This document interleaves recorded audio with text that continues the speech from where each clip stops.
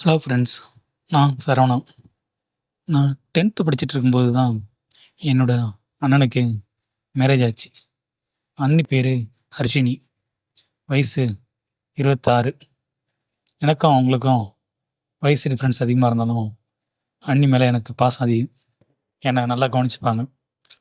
நான் 12th சம்மரில் இருக்கும்போது தான் அவங்களுக்கு 2வது குழந்தை பிறந்தது. அப்போ குழந்தைக்கு அவங்க ஃபீட் பண்ணும்போதெல்லாம் அதை நான் ஓர கண்ணால் பார்க்கும்போது என் உடம்புல வித்தியாசமான உணர்ச்சிகள் தோன்றுச்சு. அதுக்கான காரணம் எனக்கு தெரியல. 6 மாதம் கழித்து காலேஜில் ஃப்ரெண்ட்ஸோட டர்ட்டி ஸ்டோரிஸ் படிக்கும்போது தான் அதுக்கான காரணம் புரிஞ்சுது. அது நான் அண்ணியை லவ் பண்ணுறதுன்னு. அப்போ என் மனசுக்கு வந்த சந்தோஷம் அதுக்கு அளவே இல்லை. அதனால் அண்ணி குழந்தைக்கு ஃபீட் பண்ணும்போதெல்லாம் நான் அவங்க பக்கத்துலேயே இருந்து பார்ப்பேன். இதை அண்ணி கவனித்தாலும் எதுவும் கேட்டுக்கல. ஒரு நாள் அண்ணன் அப்பா அம்மாலாம் ஒரு ரிலேஷன் விட்டு மேரேஜுக்கு போனப்போ நானும் அண்ணி பையன் 2வது பையன் மட்டும் வீட்டில் இருந்தோம். அப்போ ஹாலில் உட்காந்து பையனை வச்சுட்டு டிவி பார்த்துட்டு இருந்தேன். இப்போ அண்ணி எனக்கு ஆப்போசிட்டில் உட்காந்து அவங்களும் டிவி பார்த்துட்டே குழந்தைக்கு ஃபீட் பண்ணாங்க. நான் டிவி பார்க்குறதும் அவங்கள பார்க்க தான் இருந்தேன். அவங்க என் பேரை சொல்லி கூப்பிட்டு, உனக்கு என்ன பிரச்சனைன்னு கேட்டாங்க. என்ன நீ எனக்கு என்ன பிரச்சனை அப்படின்ட்டான்.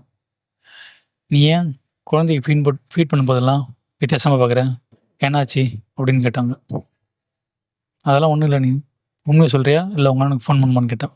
நானும் எனக்கு நடந்த மாற்றங்கள், காலேஜில் ஃப்ரெண்ட்ஸோட நடந்தது, படித்தது எல்லாம் சொன்னேன். அவங்க அதை பார்த்து லேசாக சிரித்தாங்க. ஏன் நீ சிரிக்கிறீங்க அப்படின்னு கேட்டோம்.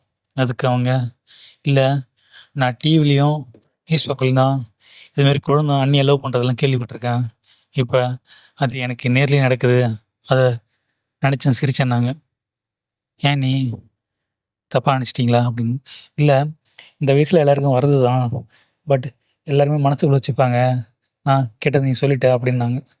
சரி, அவன் தூங்கிட்டான் பாருன்னு சொல்லி என் மடியில் இருந்த குழந்தைய காமிச்சு போய் கட்டிலில் படுக்க சொன்னாங்க. நானும் அவனை போய் படுக்க வச்சான். நான் குழந்தைய படுக்க வச்சுட்டு அவனை சுற்றி தலாணி வச்சு திரும்பும்போது அண்ணியும் குழந்தைய தூக்கிட்டு உள்ளே வந்தாங்க. அவனும் தூங்கியிருந்தான். அவனை தொட்டியில் போட்டு வந்து கட்டிலில் உட்காந்தாங்க. என்னை கூப்பிட்டு அவங்க பக்கத்தில் உட்கார வச்சு மடியில் படுக்க வச்சாங்க. நான் கொஞ்சம் கூட யோசிக்கல. அவங்கள என்னை பால் குடிக்க சொன்னாங்க. நானும், இது தப்பு இல்லையா நீ அப்படின்னு கேட்டேன். தப்பு இல்லை, எனக்கும் சில ஆசைகள் இருக்குது, முதல்ல நீ குடின்னு சொன்னதும் நானும் அப்படியே குடிக்க ஆரம்பித்தேன். கொஞ்ச நேரத்துலேயே அவங்களோட கை என் இடுப்பில் தொட்டு அப்படியே லுங்கிக்குள்ளே கையை விட்டாங்க. அங்கே முழிச்சிட்டு இருந்த என் தம்பியை கையில் பிடிச்சி அவனை நல்லா குலுக்கி நல்லா மசாஜ் பண்ணாங்க. அவங்க கண்ணை பார்த்தேன். என்ன, குழந்தைக்கு மட்டும்தான் ஆசை வருமா, அன்னிக்கெலாம் ஆசை வரக்கூடாதா? நானும் ஒன்றுது அவன் அண்ணன் மாரி 2 இன்ச்சு இல்லைன்னா 3 இன்ச்சு தான் இருக்குன்னு நினச்சேன். பரவாயில்ல, ஒன்றுது 6 இன்ச்சு இருக்குது, எனக்கு இதேமாரி செய்ய ஆசை தான் சொல்லி நல்லா கொடுக்குனாங்க. கொஞ்ச நேரத்தில் தம்பி உணர்ச்சி வீசப்பட்டு வெளில வந்துட்டான். அப்புறமா நானும் ஃபுல்லாக பாலை குடிச்சிட்டு ஏஞ்சி நின்னேன். அவங்க என்னை திரும்பி நிற்க சொல்லி கையிலேயே அவுத்து விட்டு என்னோடய தண்டை எடுத்து சுவைக்க ஆரம்பித்தாங்க.